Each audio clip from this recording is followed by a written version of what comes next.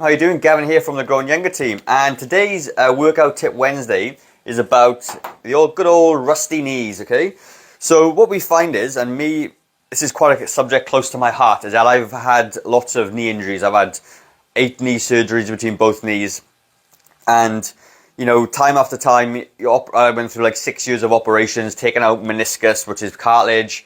They ended up doing some quite invasive stuff and putting wedges of bone into the shin bone and all sorts of nasty stuff. But we have lots of clients within Growing Younger that have knee problems, whether it be total knee replacements, whether it be cartilage tears, all sorts of stuff, you name it, we get it here, okay?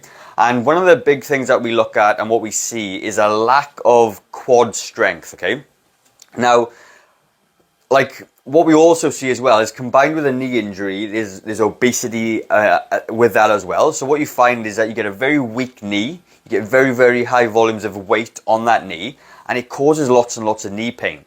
So one of the things that we obviously want to try and do is to reduce the body weight first, okay? So we try and do that, which is a different subject. But once you reduce the body weight, there's less pressure going through the knee joint, as you can imagine, you know? And then what we try and do is strengthen the quad, okay? The quad. So the quad is there's 4 muscles in the leg, which is why it's called a quad for 4 muscles. But the most important one we really try and focus on is this muscle here. It's the teardrop muscle. It's the muscle that's inside the knee, basically, okay? And they call it the VMO, vastus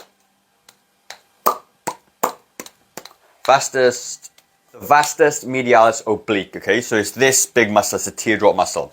Now, what this muscle is responsible for, it's moving the knee joint. So it moves the knee joint out like that, okay? It's the main driver to pull that. And it stabilizes the kneecap. So that's really important to understand, because that kneecap sits and floats just on the front of the knee there. And if it's not stabilized, it moves around a little bit, and you kind of get like, get to pain. If it's not aligned, you get lots of pain and stuff, and patella tendonitis and that sort of thing.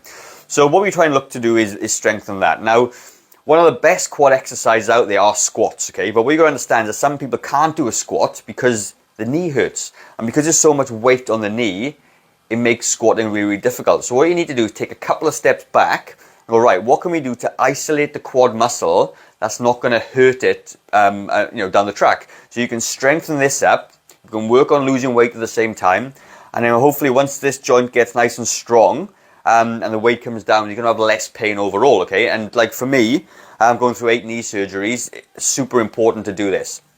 So what a lot of doctors and physio recommend is cycling, one of the best exercises, because it's non-load bearing for a start. So you're not putting all your body weight on there. It's the resistance of the pedals that causes the overload. But there's a couple of other things we can do as well with a simple band exercise. So I'm going to take you to the gym in a second and show you that. Just to go back as well, I'm going to put a little video just up there, and it's the knee extension, okay? So what you got to understand is that knee extension and leg extensions are not great exercises really for doing this, because it's something called an open chain exercise. An open chain means that your foot is not in contact with the floor, and it means that when you're moving your leg back and forth, if your toes are out or your foot's on a different angle, it can cause pressure at different sides of the knee, okay? It has its place for sure, but the exercise I'm going to show you is going to be way better because it's more of a closed chain exercise, which means that the foot stays on the floor, and means that when the foot stays on the floor, the muscles around the leg fire exactly as they should, and it's way safer, way better. You're not going to have an injury doing it, okay? So I'm going to take you out in the gym, show you what to do, and you can give it a try yourself. Right then, so you got to, in fact, I'll take the band off to show you. So you can get these bands from, I don't know, any good sort of sports shop, okay? Different variations of them, harder or easier, lighter, heavier. But what you want to do, you want a closed loop one, okay? And you loop it through or connect it to a pillar or post or a door or anything. And you're going to put your leg inside, okay? And what you're going to do, you're going to take a step back until there's a bit of tension on the band, and your knee is going to be sort of bent, okay? You're going to be up on your toes, and what you're going to do, you're going to step back, and you're going to feel that muscle light up straight away. You can take it back slowly, and take it back down. You can hold on the door or frame, wherever, if you want to do it. If that's a little bit too easy, you can take a little bit further back and get more of a stretch. So keep the ball of your feet and then put your heel straight on the floor and squeeze that leg. Because as we understand now, is that the quad is responsible for moving the knee joint. When you put resistance on it, I'm straightening the knee and I'm causing that quad to light up right in front of you, okay? So I'm going to try and give you a different angle to show you. Take it back, so a bit of a bend, and push it straight back down. And you feel that muscle right there, that quad, light up. I'm going to do this for about, nice and slowly, feel the sort of muscle work. I'm going to do it for about 15 to 20 reps, because the idea of it is to get the muscle firing, muscle working, moving forward. Then obviously as you get stronger, then you can obviously add another band, or when as you get stronger in, you can add in a squat, and that's going to really help work on that muscle. So there's a couple of things to think about with that. Some people got like sort of sore skin and stuff. So with a band, what you can do is you can put a towel or something behind the back of the knee, and then do it, and it's gonna make it a little bit more comfortable for you. But ultimately, it's a really fantastic exercise for anybody with knee pain that needs to build up that quad muscle, that struggles with squats, has a little bit of knee pain, it's uncomfortable. This will basically solve the problem for you.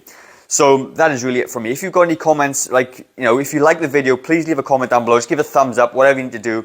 Helps the video get out for other people to see it. If though, you've got some problems with your knees and you need some help and you have no idea what to do, and you know that you need to do something, then look, there's an expression of interest form down below. Pop your details in there, I'll give you a call, we can have a bit of a chat about your current circumstances, and we can see if the Growing Younger program is right for you. Obviously we've got Alex who's a physio as well, and he has some input into these programs as well, and it's really cool to be supported and in this kind of program. But anyway, that's it. There's also a few links down below as well, for if you've got any problems and you need some help and you're not quite sure what to do, a couple of solutions down there for you. So hope you like the video. Please leave a comment, please share it to somebody that you know who has a knee problem and may benefit from this video. And like I said, we can get everybody moving, and don't let knee pain stop you, okay? Like I said, 8 knee surgeries in the bag, and I'm still moving. I'm pretty much 99% recovered, and it's because I do these kinds of exercises. So have a really good day, guys. Speak to you soon, and I'll see you on for Food Tip Friday.